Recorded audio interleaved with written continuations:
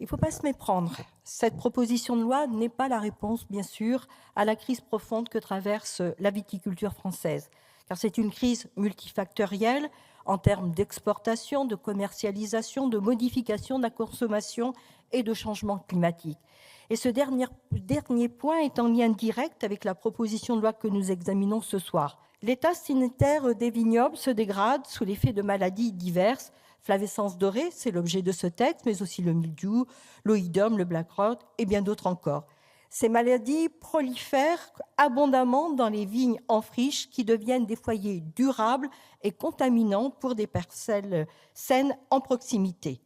La prolifération des maladies est extrêmement difficile à endiguer. Pour la flavescence dorée, c'est impossible, car il n'existe aucun traitement si ce n'est l'arrachage sanitaire. La veille sanitaire ne pourrait se résumer à des sanctions, surtout pour une filière en crise. Mon groupe avait proposé par amendement un fléchage des produits de la contravention vers le Fonds d'urgence viticole européen. Cet amendement a été déclaré irrecevable en vertu de l'article 40, alors que nous avons pu le discuter en commission. Je dois dire que je le regrette vivement.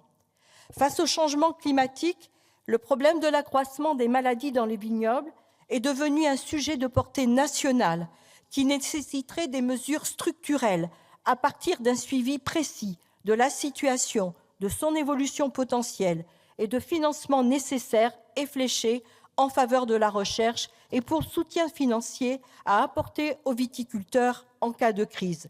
C'est le sens des amendements que nous avons déposés et qui, je l'espère, seront votés pour parfaire un texte que le groupe socialiste et apparenté soutiendra. Je vous remercie.